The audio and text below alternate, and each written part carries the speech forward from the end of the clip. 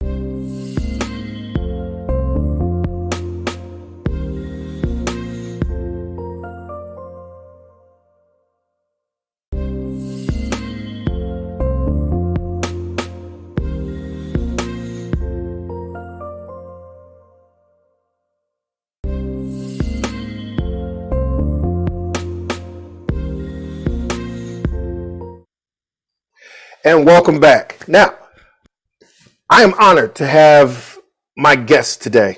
These two gentlemen are the author of the book, the novel. Listen, I wouldn't be surprised if this actually became a mini series. I mean, the name of the book is called Black History 365, an actual and true account of American history. With me today are the authors, Joel Freeman and Dr. Walter Milton. Gentlemen, how we doing? Excellent, excellent. We're doing really well. Thank you, Vincent, for having us on your show today. Okay. Joel, how are you? I'm doing great. All right. So let's dive into this. This is a big book.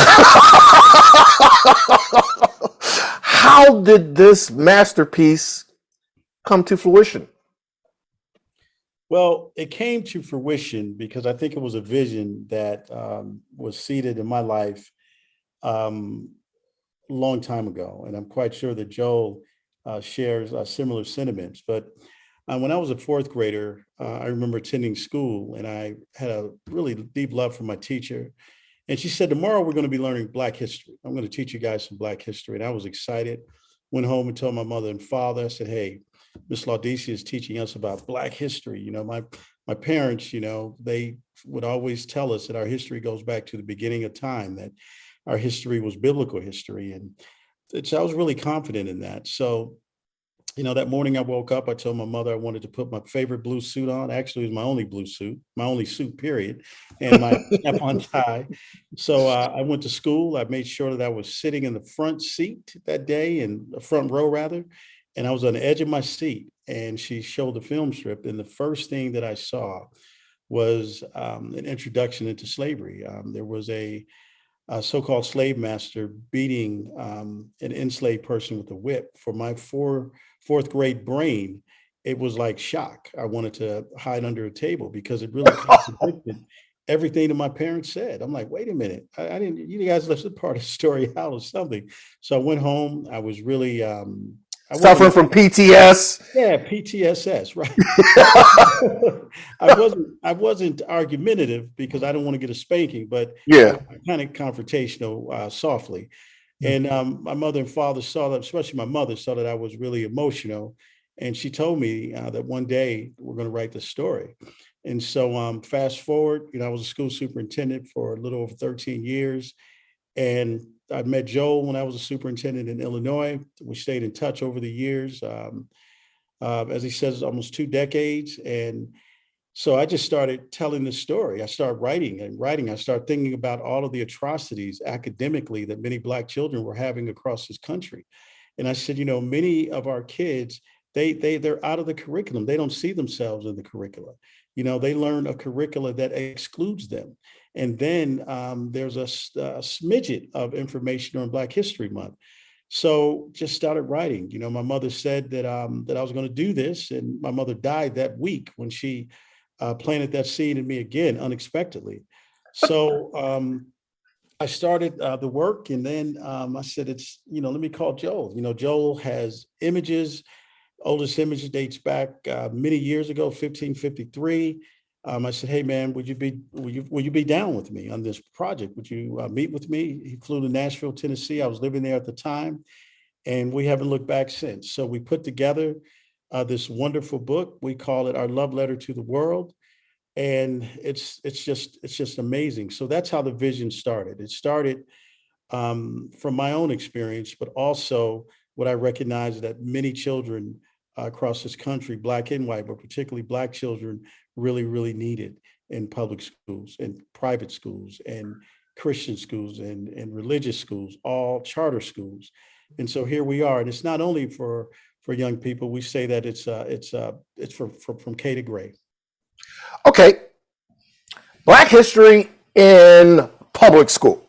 The newest thing that they added, and the Black history in public school was always the same people. Harriet Tubman, Martin Luther King, George Washington Carver, Frederick Douglass. I think, oh, by the way, 2008, they added Barack Obama, and some of them had to tape his picture to the old history book. I mean, I was shocked. In fact, growing up in public school in Philadelphia, I was a little bit militant. And I expressed to them, because my uncle was a African Black history studies major. And I mean, like you, I was getting the real stuff. So when it came to Black history in school, I was thoroughly upset. So I guess that's what you were feeling? Yeah, I think upset at some points in my life probably would be an understatement.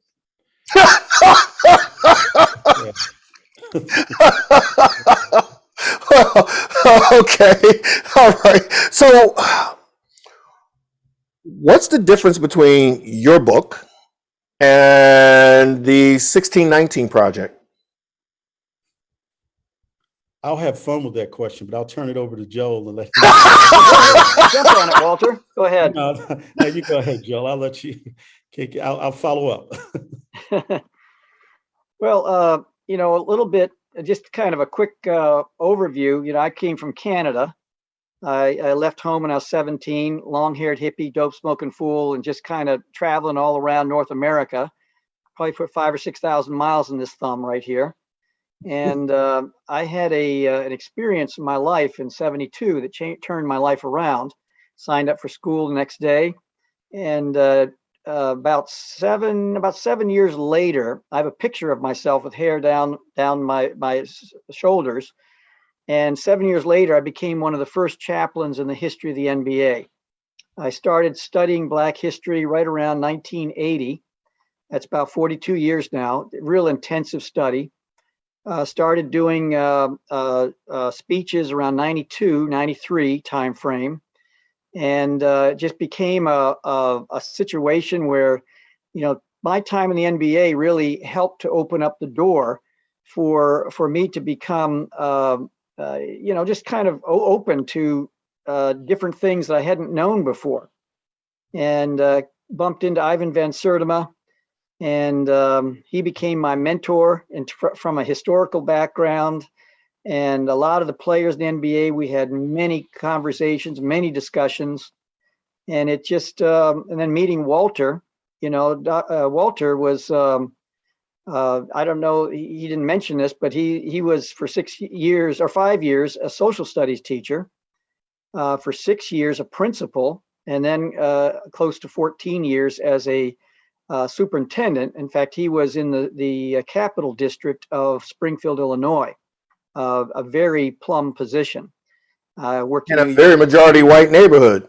York, Flint, Michigan, and other places. But he, when we met, it was just like we connected just like that. And then when he called me, he had already been working on the project, and so when he called, it just was, hey Walter, let's do this. You had me at hello, so to speak. And little did we realize it took 2.5 years. Even our wives don't really fully understand how crazy it was. But it was 12, 16-hour days, like Groundhog Day, every day, every day, every day, every day. If that starts getting boring and repetitious, that's exactly what we were experiencing on a whole nother level. And then what came out was this book here, weighs 5.5 pounds, has 1,248 pages. It has images throughout. In fact, you can open up pretty much anywhere, and there's images throughout, and 1,200 QR codes.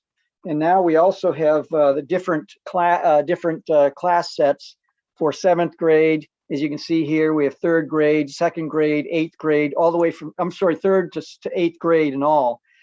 We have all these textbooks, and we'll have kindergarten through 2 coming up here in probably by the beginning, sometime in June. 1619, how we are not really interested in trying to pick a fight with anybody, any ideology. We are setting our own weather pattern. They say that time is the best friend of truth, and in time, what our curriculum is all about will begin to emerge like a Polaroid snapshot. And we built everything around 2 words that have not been utilized very much. One is truth-centric, and the second one is solutionist. And so we have 4 things that we want to invite people to. Any reader, as Walter said, engages all ages from K to gray, is that we want to invite them, number 1, to become a critical thinker. Number 2, a compassionate listener. Number 3, a fact-based, respectful communicator. And then the fourth one is built upon the first 3 to become an action-oriented solutionist. So that's really what we're all about. And 1619, CRT, 1776 Project, all of these different things, the term anti-racist, abolitionist. We really don't want to get into a war of definitions, because it seems like these definitions are changing almost on a weekly basis. And so we just have something that was truth-centric, that's the razor's edge. And Walter is, because this is his lived experience as a Black man in America. I can only hear about it, I can only read about it. And even if I had my features changed to look Black, like John Griffin did in 1960, I still would have a white consciousness, and on top of that, a Canadian consciousness, which makes me a little weird here in the United States. You'd be a Black man with a Canadian accent. Hey, yes. Okay, Dr. Milton, you're a school superintendent. You went up through the public school system. Why does public school have such a marginalized view of Black history?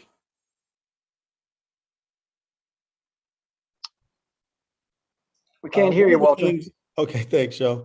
One of the things that I discovered is that we have to do a much better job of differentiating schooling from education. What I believe is that many of our students have been just indoctrinated with schooling. And as a result of the schooling, they don't have the ability or they haven't experienced this whole construct of liberation. And when I talk about liberation, I'm not only talking about from understanding who you are, but I'm talking about with that understanding of who you are and how that prepares you to be self-sufficient, how that prepares you to be, just understanding yourself and helping your community and being really dedicated to that at hand, because you understand that you come from greatness. And I think that if our students across this country had that understanding that they come from greatness, I think that the academic trajectory would really change overnight. And I believe that if anyone else had our history, it would be front page news every day. And Well, so I think that some of this is by design, if you will. I really do. the corporation of white supremacy rears its ugly head. Absolutely. And it's a business. You know, if we're going to talk frank today, we have to really understand that when we have young people that are marginalized, then they don't have the necessary ability to matriculate through, you know, the vicissitudes. Had they had the information to matriculate, that the outcome for them would be a lot better. And So so, I'm sorry. let me see if I got this right. The schematic approach is to, one, not talk about their greatness, two, not show images so that they can relate to their greatness, and three, sweep under the rug the contribution of that greatness.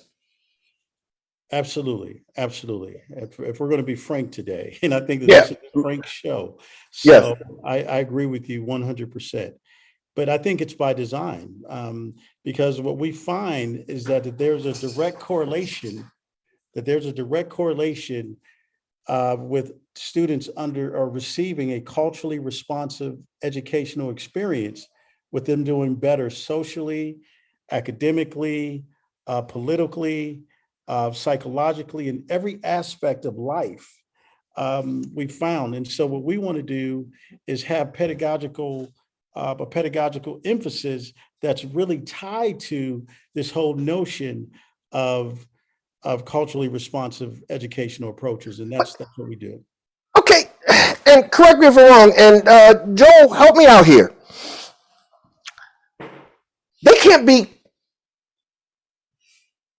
responsible on those levels because they can't really handle the truth of the tragedy of actual slavery.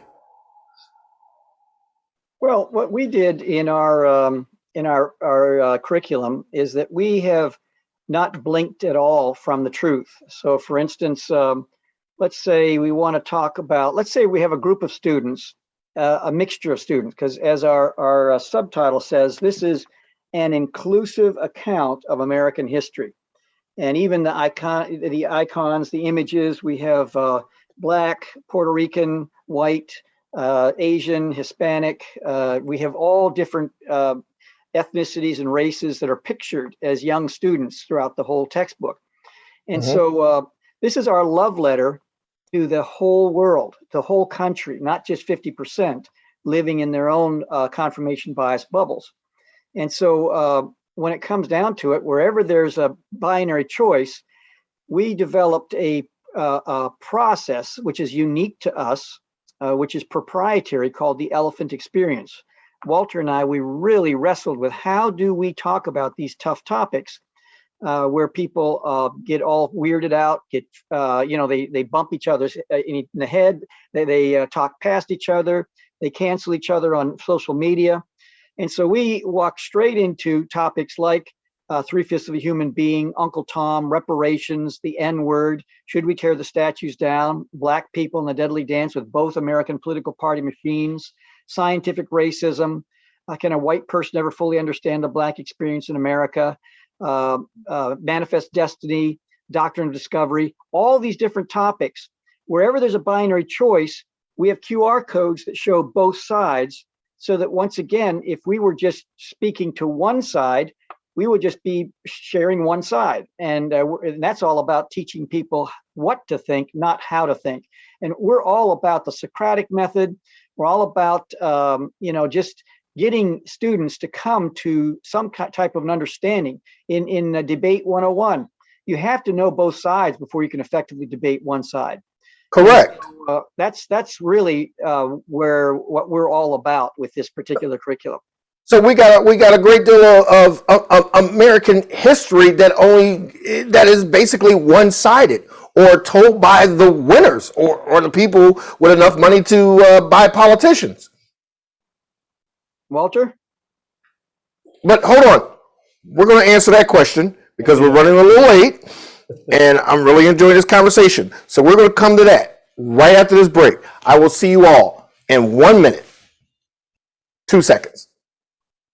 Your small business struggled through the pandemic to stay afloat. You need more exposure. Radio and printed ads are good for pet liners.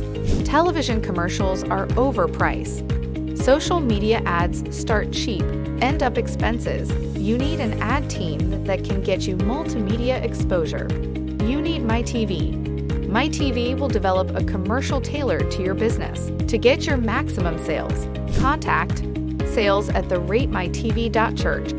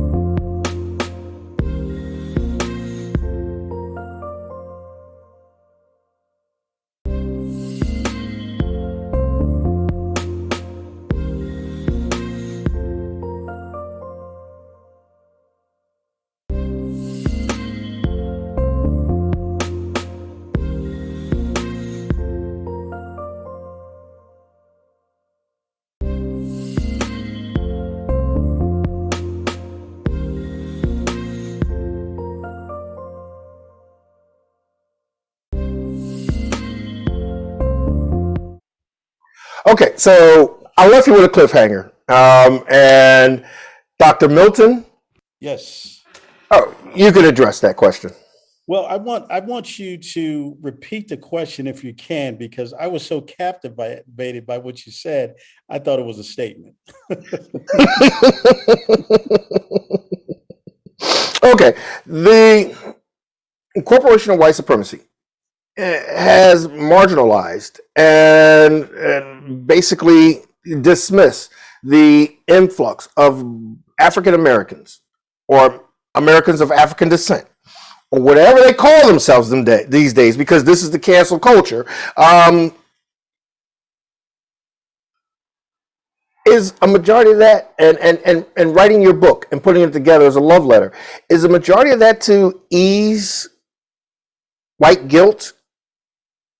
No, not at all. Actually, that was never part of our conversation. And I think that by Joel and I doing this, we are antithetical to what people envision for a book of this ilk to be completed by the type of people. So if I can, before I answer that question, I want to give you a backdrop. So we were driving one night, we were in Illinois, and we're driving over to St. Louis to catch catch a flight. And so it was about 2 or 3 in the morning, and those are normal hours for me and Joel, just coming off doing this work. So, because we, work 12, 16 hours. And I said, hey, Joel, I said, man, just one thing of one person that you would describe that you will be in history, who would that person be? He said, John Brown, just like that. Wow, man, because I'm Nat Turner. And so, so just imagine John Brown and Nat Turner doing this work. And so that's what you have. And so what we have a section in the book called Both Political Parties is a Deadly Dance, for Black people, basically. And so we wanted to be really, really clear. We looked at two phases. We looked at Afrocentric approaches, Afrocentric history. We looked at Eurocentric approaches, Eurocentric history. And what we said we're going to do is that we're going to write from a truth-centric construct. And so everything that we do is based on truth-centrism. And so what it does, some of the information is very shocking to people. For example, we said that we're going to be very different. We're going to start from ancient Africa, and we're going to come all the way past George Floyd. we said that we're going to have technology integrated into the textbooks because people are really, connected to technology. Then we said that we're going to have music to the book. So, Joel and I had a chance to go down to Atlanta. We had a great meeting with the young man, Dr. Kevin K.O. Cates. He's award Grammy nominated producer. Grammy. Yeah, he produced for Jay-Z, T.I., Drake, Snoop Dogg, and a host of others. Rick Ross. I mean, he knows these guys. You can just pick up the phone and call them. Did Oh, music. man. We have 40 songs that are embedded or that are connected to the textbook. So we wanted to make sure that we were pulling people in from all angles. So there's no excuse to be denied this information because we did our work. And what we say is that we were nothing but vessels that God ordained to do this work. We were nothing but tools. That's all. Well, That's all we were. Tools. I can tell you this, Dr. Milton, the soundtrack from this mini series is going to be off the hook. In fact, Yeah. I'm going to have your people call my people. We're going to make this mini series happen. That's right. Absolutely. Absolutely. Okay. All right. So your mother told you Black history is actually the start of evolution. Now, I'm writing my thesis on that, and a lot of people have been considering me to be radical. So can you help me out? Well, I can do more than help you out. I go back to our foundation. We deal with truth, and sometimes, truth and a lie, they don't. They don't share the same space. However, the truth always rises to the top, and I think that we're living in a day and time where we're at the top, and truth is coming to join us. You mean the awakened generation? Absolutely. I really think that we have to tell the truth. But when we tell the truth, we have to make sure that we connect it in a way so that we're not denouncing anyone to elevate someone else. But what I love about your book is that you do tell the truth, but you also give them hope. Yes, absolutely. Yeah, part of this, if I could hitchhike off that, is that we have all heard the term "knowledge is power." The phrase. What we'd like to say is knowledge is power, but also wisdom is power. Because wisdom, a good running definition of wisdom, perhaps, is wisdom is the application of knowledge. So it's an occupational hazard. We have to gain knowledge in order to have something to apply in the form of wisdom. But in the DNA of knowledge is arrogance, all elbows, pride, ego, all the rest of it. And we all have to chart through that knowledge part. And then it seems like we get the stuffings knocked out of us. And then the wisdom somehow is there to be poured out. But we have to have the knowledge first. So we're not interested in just waking people up, even though that's a part of this whole curriculum. It's how do you process this so it's not about beating someone else up in a debate saying, I know more than you, or you didn't know this. It's about patience and kindness. It's about listening. It's about speaking in a respectful manner. It's about healing, not bringing more divisiveness. And that's really what that's bound up in the DNA of what we've created. So one of the biggest things about the Big Bang Theory versus evolution is that the Big Bang Theory is more Eurocentric. Because in terms of the Big Bang Theory, man or Lucy was basically in Europe. And here's one of the things that gets me. It blows people's mind to find out biblically that God created a man in the Garden of Eden, the first man, and he's African. Yeah, there's you have the mitochondrial DNA, and then the Y chromosome. You have mother to daughter, father to son, and the mitochondrial DNA is, we know Eve in the good book says that she is the mother of all living. And she had to be a Black woman, an African woman. She had to be Black because the lighter melanin content of skin comes from darker, not the reverse. And so when you look at the mitochondrial DNA from generation to generation, and I don't know about pan theory, Pangea, and when you look at the world as kind of like pieces of a puzzle, and how South America fits into Africa and Australia and all these Platelets, different things, and Asia, and all of people them, and then the separate. explosion and Yeah, separation. Yes. who knows? Who knows? I mean, we can't verify any of that, but Mhm. however the gene flow emerged around the world, it had to have come from a Black woman. Yeah. And Well, I'm sorry. geneticists will prove you to be right because everyone has a portion of that black DNA in their It's the genes. common Eve theory. Yes. Yeah, one of the things that really stuck out to me, because when I see a scripture, the book of Genesis 5:2, it really makes me think. It says, "In male and female, he created them and blessed them and called their name Adam in the day when they were created." And so, and if we look at, where life first started, the Fertile Crescent, the Garden of Eden, so we have to look towards East Africa. And I think that that's where we all herald from. And, Mhm. and we have to understand that may not be pretty to some people, but it's the truth. The truth sometimes is not packaged pretty. Sometimes a lie looks a lot better than the truth, but we must deal in truth. And I think if we get to the core of dealing truth, that's when we have hope. That's when we all become merchants of hope, to carry hope for a greater and better day. Okay. So, creation, black woman, birth of the world. How does now the Bible actually talks about that huge period of migration from Africa to the four corners of the world? It was called what was that called? Oh, the Tower of Babel.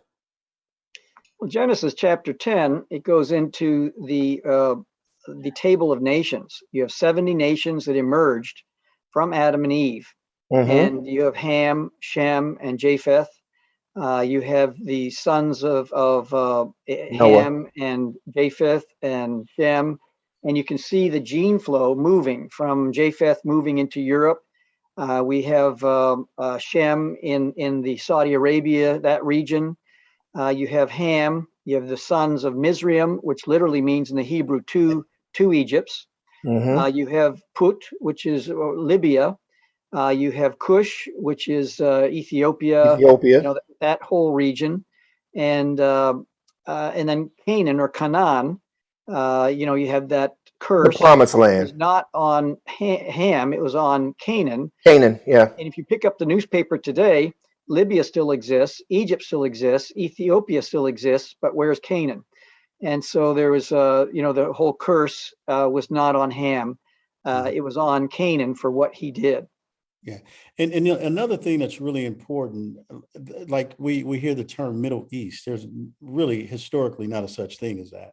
And if you look at, there has been, there's a lot of conversation now amongst, especially Black people here in America, on, were we really historically descendants of Shem or Ham, because Shem or and Ham. Ham looked alike. And Mm-hmm. so there is a school of thought saying that we are closely connected to Shem, that we're more Shemitic than Hamitic.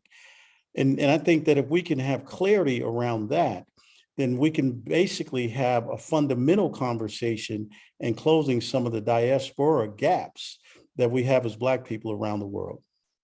But All we right. do know that there's the Lemba people in Zimbabwe, Mhm. and an anthropologist by the name of Tudor Parfit, from South Africa. He had heard about the Lemba men who claimed to have DNA that goes back to Israel, Israel. to that region of the world, Mm-hmm. and according to their history, their oral history, is that after the Assyrians came through some 2,500 years ago, they were pushed to Yemen. A famine occurred, and they ended up in Sana'a, Yemen. And then on the east coast of Africa, you have the trade winds blowing north to south 6 months out of the year, and then south to north is 6 months out of the year. So they got on the trade winds down all the way to Zanzibar, and they believe their forebears actually built Great Zimbabwe. And then they did the DNA test, and they found out that they were actual members of the Kohanim, which is our direct descendants of Aaron. So, it's there's a lot of things out there, where things are silent. I refuse to be dogmatic, but it's always wonderful to roll up the sleeves and start talking about these things, because I think it's important to understand and to think outside of the norm in these areas as Now, much as possible. go ahead, doctor. I was going to Go ahead. recommend two good books to read by a gentleman by the name of Rudolph Windsor. One is called From Babylon to Timbuktu. Mhm. I'm saying in terms for your research, and also The Valley of the Dry Bones. Had that one. Now, And I've another got a good book. Can I mention another book go ahead. by Thomas Oden? Mhm. He talked about how Africa shaped the Western Christian mind. And- Very fascinating book. Thomas Oden, Oden. Okay, and we're going to dive into the African Christian mind shape and a little African ingenuity. And I'm going to leave everyone here with this question, and our experts are going to answer it. Where was the first castle built? And we're going to figure that out in 1 minute. See you. Grab a snack. Hurry up back. Your small business struggled through the pandemic to stay afloat. You need more exposure. Radio and printed ads are good for pet liners. Television commercials are overpriced. Social media ads start cheap, end up expenses. You need an ad team that can get you multimedia exposure. You need MyTV. MyTV will develop a commercial tailored to your business. To get your maximum sales, contact sales@theratemytv.church.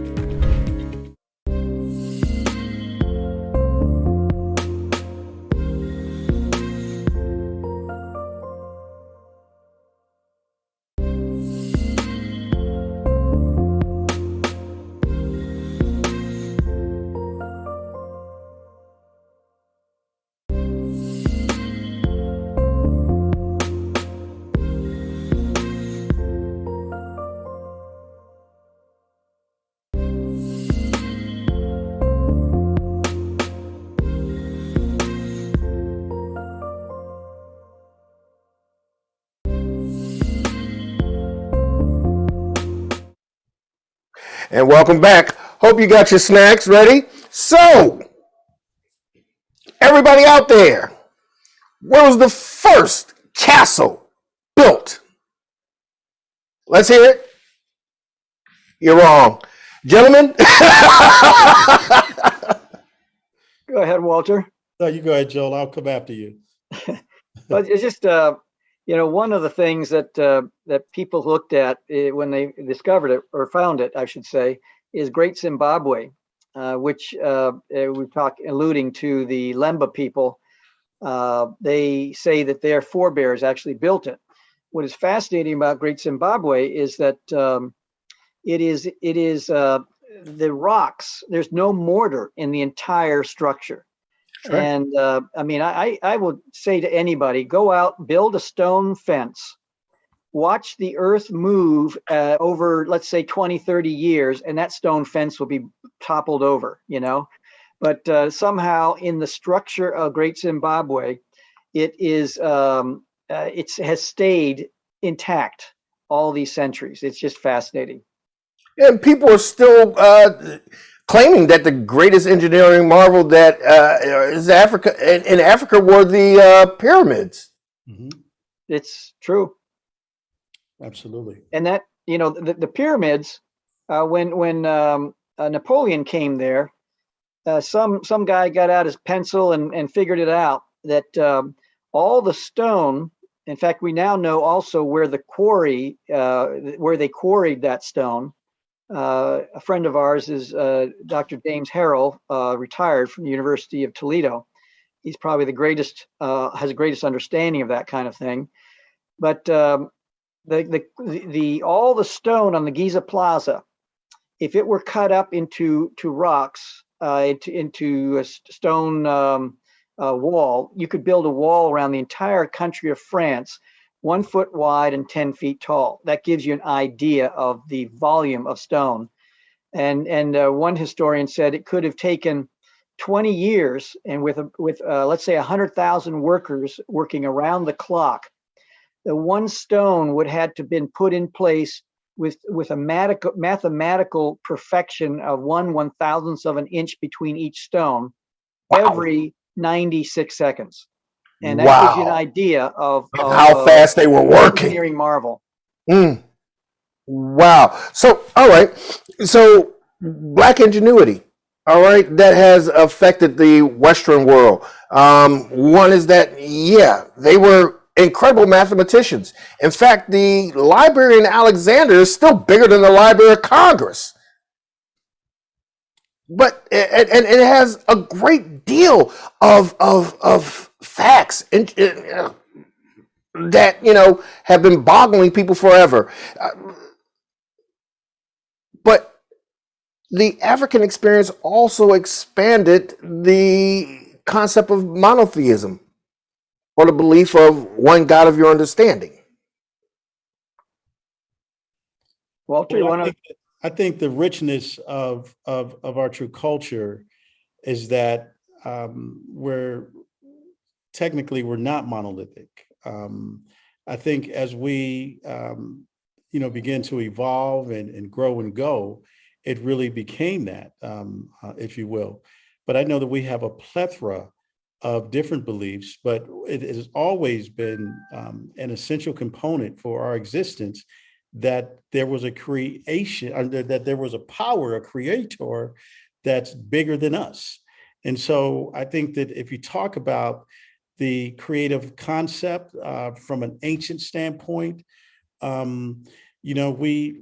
had the belief and understanding of the ancient God of Yahweh, by the name of Yahweh, and that's how we really begin to keep that with us as we had some of the challenges. I mean, if you look at certain things in the Old Testament Bible, they're very similar to our to our lives, to our experiences, to our existence. And so I think that this whole concept and the notion of God has always been a relevant and viable force amongst us as a people. Yeah, I mean, If I could hitchhike off that, yeah, go ahead. I'm sorry.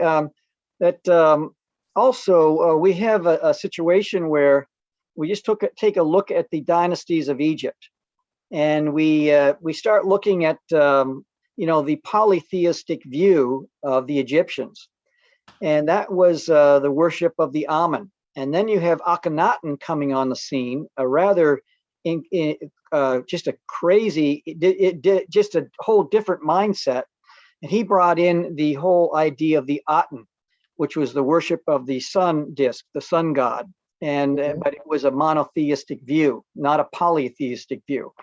The religious people at the time, the priests, they freaked out under his rule. But whether one believes in the 1290 BC date of the Exodus or the 1440 BC date of the Exodus, the 18th dynasty is probably the most important of all the dynasties from a biblical perspective, because you can see the cross section. You can see in which dynasty, for instance, that Abraham entered into Egypt, and then all the different Joseph, and then the Exodus happening in the 18th dynasty. And so in Exodus says that Moses was raised in all the wisdom of Egypt. And when you parse that phrase in the Greek, and you see the wisdom of Egypt was at the time of Moses was a monotheistic view. That it was the wrong trajectory, but it was still a monotheistic view. And some theologians and historians believe and concur that perhaps Moses was prepared for a monotheistic view in being raised in all the wisdom of Egypt under a time of the Aten, which is the monotheistic view of the sun disk. And then when he found the Jehovah, the God of Israel, that he was prepared mentally, emotionally, and spiritually for a monotheistic view. So it was the right church, just the wrong pew. Well, I think that if we look at it again, I was reading the other day. I was reading a scripture in the book of Acts, Acts 7:6. And it says, and God spoke on this wise that his seed should sojourn in a strange land, that that they should bring them into bondage and entreat them evil for 400 years. So when you hear that, it seems like it's quite similar to our experiences. But when I Yeah, think 400 years of slavery. when I think of in terms of um, various aspects of Christianity, if you will, some of it is very similar to the whole notion of Horus and Isis. The virgin, birth and all of those things, that are quite similar. But I think we have to also deal with the canonization of various parts of religion around Christianity, things that took place through the Nicene Council or the Nicene Creed. When they met and they said, okay, by force, we're going to canonize these kinds of things, because many of those beliefs of that magnitude was outside of our existence when many of our ancestors came here through the whole process of being enslaved. So we're going to come back and we're going to dive into that wonderful thing, period of American history, and find out that it wasn't just in America. And we're going to do that in just 1 minute. Your small business struggled through the pandemic to stay afloat. You need more exposure. Radio and printed ads are good for pet liners. Television commercials are overpriced. Social media ads start cheap, end up expenses. You need an ad team that can get you multimedia exposure. You need MyTV. MyTV will develop a commercial tailored to your business. To get your maximum sales, contact sales@theratemytv.church.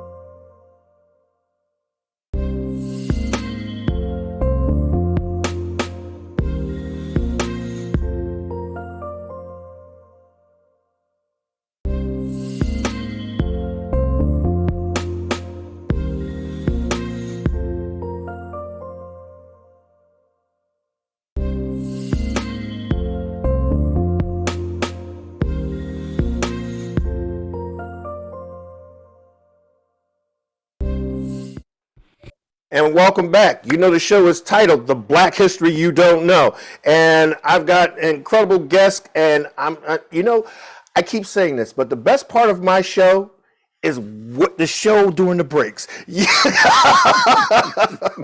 One day I'm actually going to record that and put it on. But now we talked about the contribution, monotheism, to the Western society. Also, we talked about the African ingenuity, the pyramids as an engineering marvel. Yet they, in the history books, they never talk about there were castles built in Africa, predating hundreds of years before the great castles of Europe.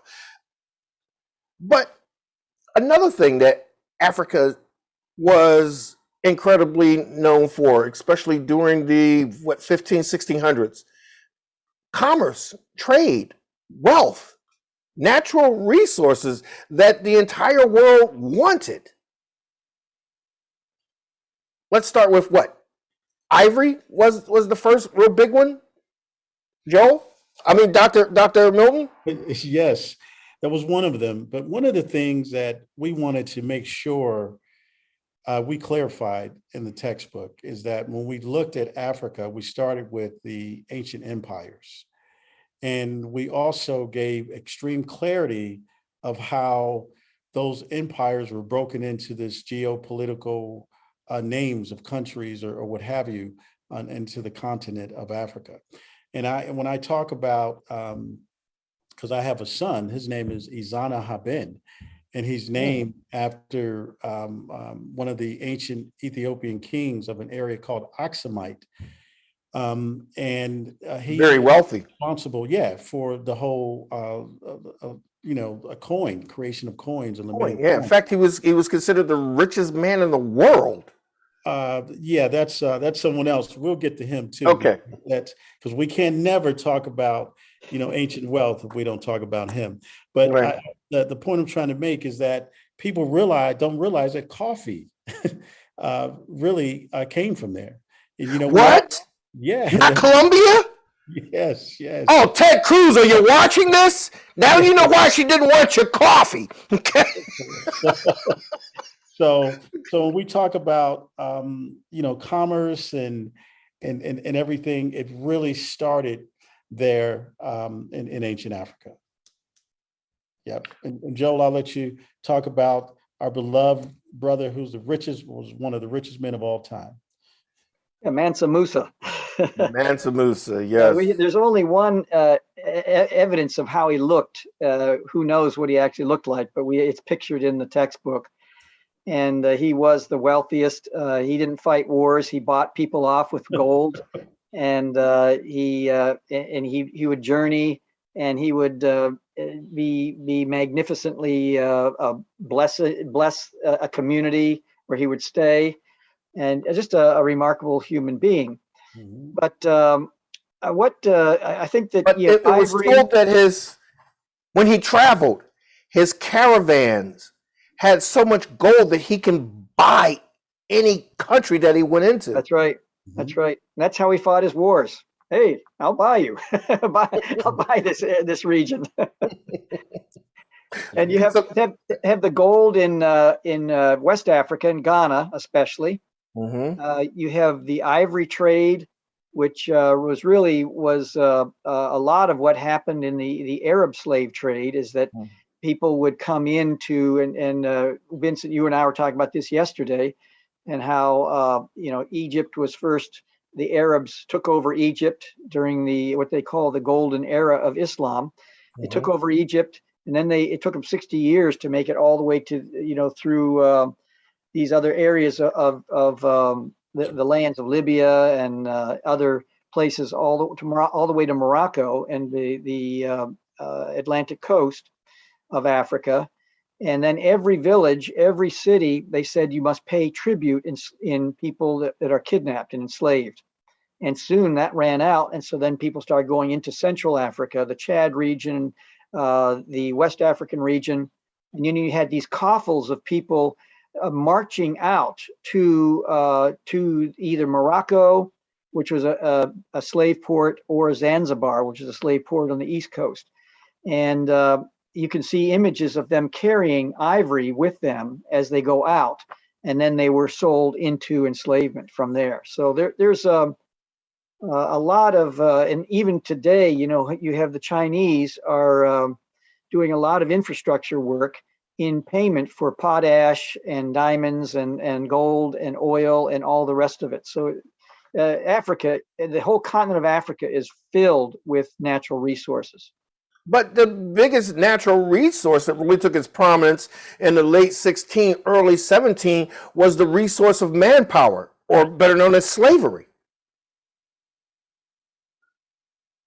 Okay, don't jump at once. Yeah. Sorry about that. I wanted to put on mute, but yeah, you're 100% right. And there was evidence that those individuals who came here had the ability, they had the propensity to build this nation. And that's exactly what we did. We participated into the building of America. And I think that it took a lot of ingenuity. It took a lot of skill sets. Many of the people that many of our ancestors that came here had skills. They were not these people running around in Africa without skills.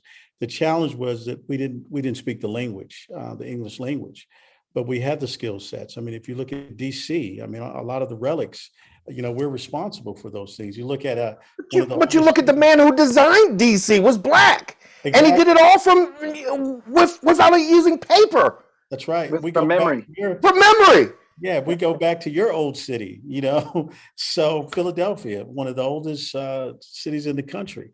So, and we have to remind young people that they come from greatness, that they have DNA, their DNA is full of mathematics. They know science. It's really in them. They're melanin. We have to teach them how all of that is connected to God and how it's all connected to the great development of civilization. And I really believe that if we made sure, Creativity.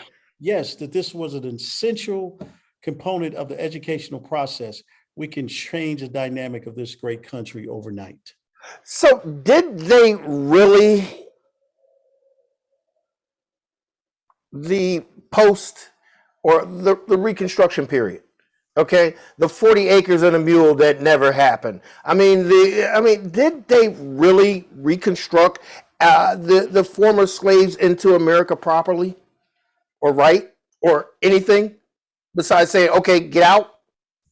We have a No. whole section on 40 acres and a mule. It's part of our elephant experience, and there's just a lot of just twisted history during that period of time.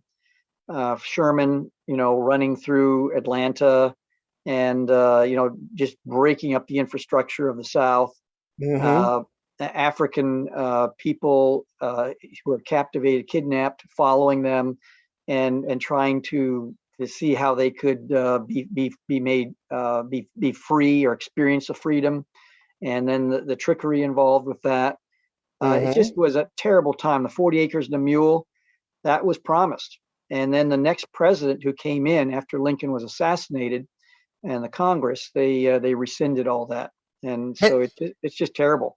Henceforth, the term vice president back then wasn't a bromance that we experience now. The vice president was the second runner-up in the presidential election.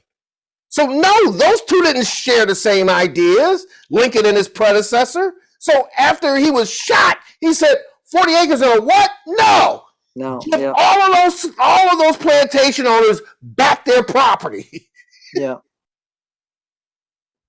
But One of the things that's important, and we have to understand, we have a song called The Civil War, and it talks about it's complicated. And I think that if Abraham Lincoln had the chance to save the Union without ending slavery, he would have. Yeah, that's a great, exactly. So I really think that we have to be very forthright and provide due diligence, like Joel said, because that was a very, very difficult and crazy time in our history. And that led up to the question now that many people are having: was integration a death sentence or was it a blessing? Well, the same thing or the same theory and concept goes with colonization of Africa. Was it a death sentence or was it a blessing? But here's the thing. During history, the duality or the duplicity of our leaders have always been faced with doing what was fundamentally right and doing what was incredibly popular. Even though Lincoln did not want to end slavery, and it was very popular for him not to end slavery, but his choice was, okay, fundamentally right, they're going to continue warring. So what he wanted to do was actually just stop the carnage and the bloodshed, more than he actually wanted to free the slaves. I mean, that's my opinion. What did you guys see? Well, his goal was to really preserve the Union, to keep the country intact. No. And this whole notion of slavery was front and center. It really was. And I think that, some people say that that was prophecy being fulfilled. And so, but we spent a lot of time talking about, that in the book, and we unpack each one of those really, I would say, Joel, I don't know if you agree with me, but those very difficult matters that took place during that time. And we really did our due diligence around this topic here. Yeah, well, I think also another factor is that anyone who is a leader is flawed. We all, from a biblical standpoint, have clay feet, and there's complexities, complications, and just some weird stuff sometimes. People who made I mean, you just look at JFK. You know, he's up in many homes around the country. His Yeah, picture, with Martin Luther King's picture. yes, and yet you start looking at him and Marilyn Monroe and all the women and everything else. There's complications there, and you can look at any person who has made an impact. There's just and the same with Abraham Lincoln, not running around on his wife, but just some of the things that he had to deal with. And I think that Frederick Douglass, from what I've read, had a tremendous impact on him at some critical times. Yeah. Well, I will say this, and we're going to go to break, about Kennedy. Even though he did have his flaws, at least he did have some good-looking women. I mean, can you imagine Monica Lewinsky actually doing, Playboy? Not a pretty thing. Okay. For a break, Vincent. We're gonna go to break because my pastor watches the show. So I don't want to get into anything that he's going to call me and make me repent on. So we're going to be right back with Dr. Walter Milton Jr. and Joel Freeman. And the name of the book is Black History 365. We'll be right back, and this time it's got to be like 30 seconds. Your small business struggled through the pandemic to stay afloat. You need more exposure. Radio and printed ads are good for pet liners. Television commercials are overpriced. Social media ads start cheap, end up expenses. You need an ad team that can get you multimedia exposure. You need MyTV. MyTV will develop a commercial tailored to your business. To get your maximum sales, contact sales@theratemytv.church. Your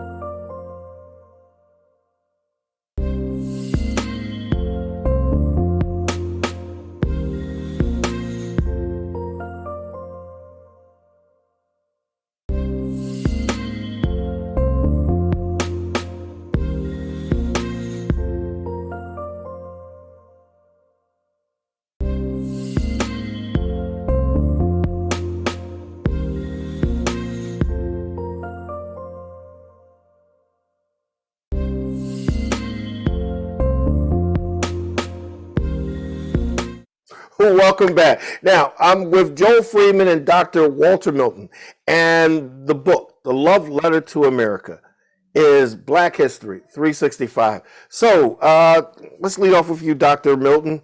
Where can people get this book? Because I've been telling people that I'm doing this show with you guys, and I'm getting pastors and elders and all the AME historians. They all want this book. Absolutely. Please visit our website at B as in black, H as in history, 365.org. That's BH365.org. And I encourage you and I beg you to visit our website. It's very interactive, but it also gives you a step-by-step process of how to get the book in your hands. We even have the book in ebook version as well. And we have other resources on the website that really aids and support our major text. Okay, Joel? Yeah, I would just say in closing that Augustine said back in the 4th century from North Africa, he said, seek to understand before seeking to be understood. And I think that is something that, if we practice that for 30 days with our spouses, with our kids, with people around us at work, with folks in our faith community, the next door neighbors, I think that it can really change some things. Doesn't preclude the need to be understood, doesn't even guarantee we will be understood, but I think it's the best way to go through life. Well, first, I want to thank you guys first for, I'm sure Chaz thanking you because he's on overtime, our producer. But I want to thank you guys for writing this book. It's interesting. It's engaging. The graphics and the artifacts and all the illustrations really make it a huge page turner. You know, this is the Black history that you should have learned in school and you've always wanted to know. This is the Black history that you should be teaching your children to increase their level of self-esteem and let them know that they have a huge, rich history and contribution in building America. And I'm hoping to have these guys back on so we can talk about that too. By the way, we haven't even covered 10% of the questions that I wanted to ask them. But one of the quotes that my father always made me remember and understand is that those who do not know their history are doomed to repeat its failures. And the history of African Americans are one right not known. Now we talked about the systematic way in which it was guarded, shielded, minimized, and we also talked about the corporation of white supremacy and how they really don't want you to know your contribution of history. And you know what? We can't rely on the government to solve all of our problems or provide the education that's needed for us and our children. Buy the book, read the book, tell a friend to do the same. This is something that everyone should know. And believe me when I tell you, this book isn't Afro-American centered, Black power, fist raised in the air and fight the man. This book is more of an understanding of the truth on both ends, because there are parts in our history that, you know, was not so clear, not so clean on both sides. And this book brings that truth out. So if it's God's will, I'll be with you tomorrow to discuss some of the important issues in our life. I'm Vincent Squire, and I want to thank Dr. Walter Milton Jr. and Joel Freeman for bringing some Black history that, you know what, we didn't even know. Thank you all. God bless. God bless you. Thank you. Your small business struggled through the pandemic to stay afloat. You need more exposure. Radio and printed ads are good for pet liners. Television commercials are overpriced.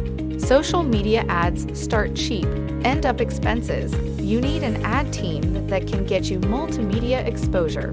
You need MyTV. MyTV will develop a commercial tailored to your business. To get your maximum sales, contact sales@theratemytv.church